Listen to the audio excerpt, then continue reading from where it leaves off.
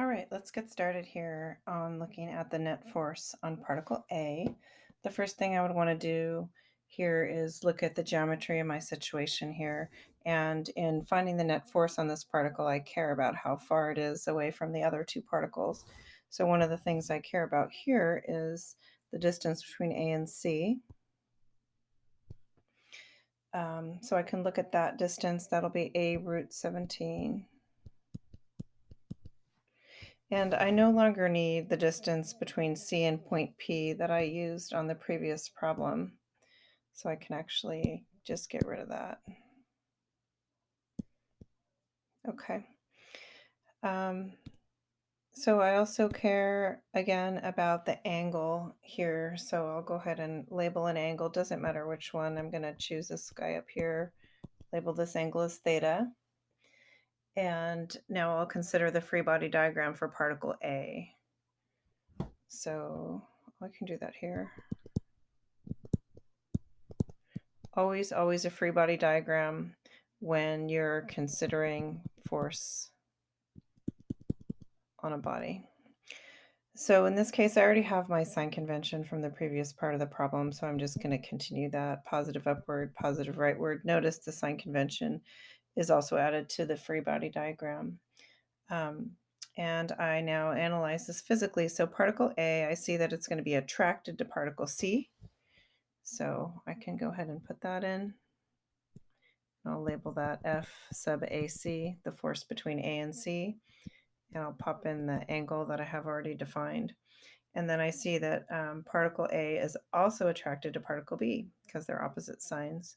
So I have a downward force on A due to B. I'll call that F sub AB. Cool. So I've got these two, and now I just basically need to express these and then use Coulomb's law. So the force on A, I'll just write this out in vector form first, just thinking about the force itself. That's going to be, if I want my I hat component here, that'll be FAC sine theta, right? So that is the horizontal component of FAC, and that'll be positive I hat. And then my y components are all pointing downward, so that's all negative in my sign convention. There are different ways I can take care of that. How I'm going to do that right now is just throw a negative sign right there. And that'll be FAC cosine theta plus FAB. That's also pointing downward. And that's all j hat. So that's the general shape of my force. And what I have to do now is fill in the sine and cosine theta and then fill in the magnitudes of the forces. So the sine and cosine theta, let's pause for a moment and look at our physical diagram and figure that one out. So sine of theta, take a moment and look at that. 4 over root 17. Cosine theta, 1 over root 17. Great. So really important for you to label your angles into the diagrams. If someone's looking at your work, if you have a reference to sine or cosine theta or an angle at all, and the angle is not on your diagram, it doesn't make any sense. So important always to label those. So yeah, now we can move along. I'll calculate using Coulomb's law, calculate the magnitudes that we're going to be popping in here.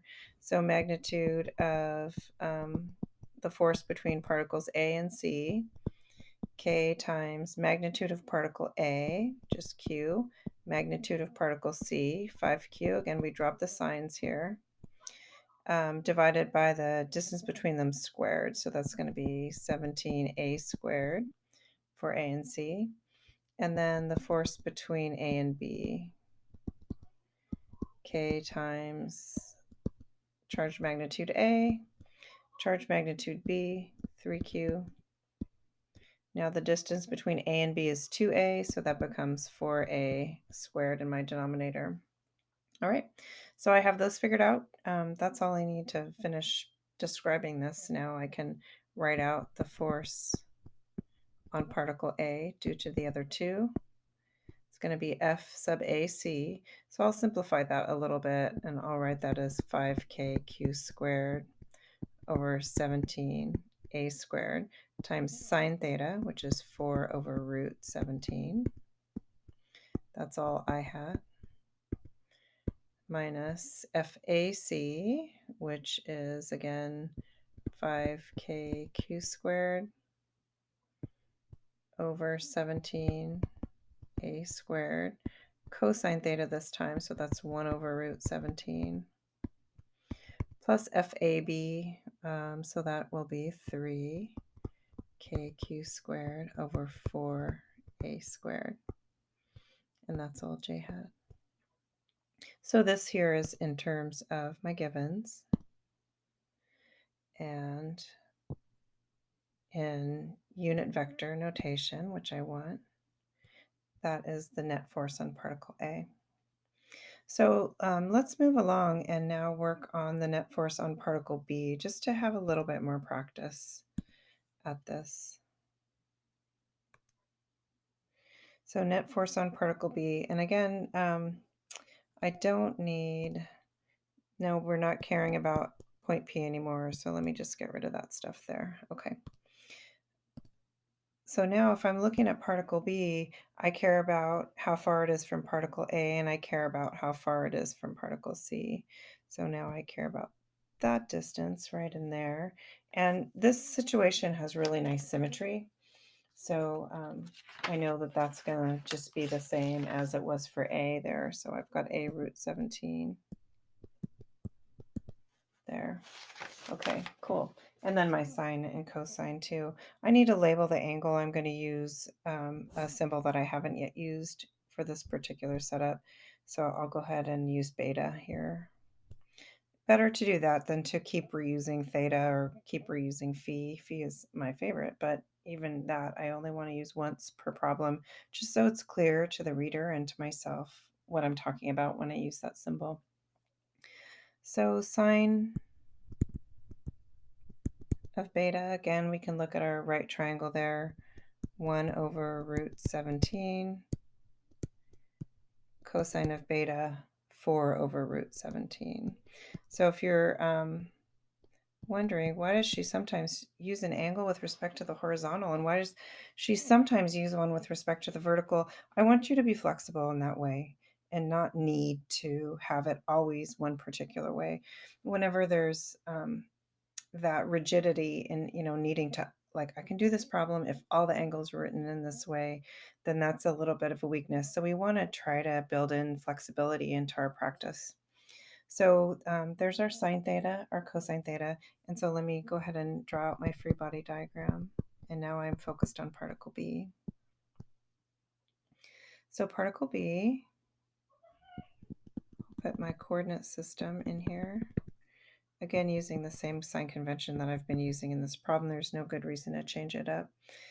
I look at particle B and particle A. B is going to be attracted to A, so I'll have an upward force on B due to A. I'll call that F sub AB. There's, of course, a third law force to the force on A due to B. And then particle B is going to be repelled from particle C because they both have the same sign. So that force is going to be off in this direction. That'll be force BC. This angle is the angle beta that I have defined. So again, if you define a different angle, that's fine. You just need to have an angle defined because we're going to be breaking these forces, vectors in general, up into components. So we're ready now to do our kind of broad strokes for the force on B. I'll refer to my free body diagram. So always in that order. Free body diagram is your physical analysis, and then your equations should come from that. So yeah, I'm looking at my I hat. That's going to be FBC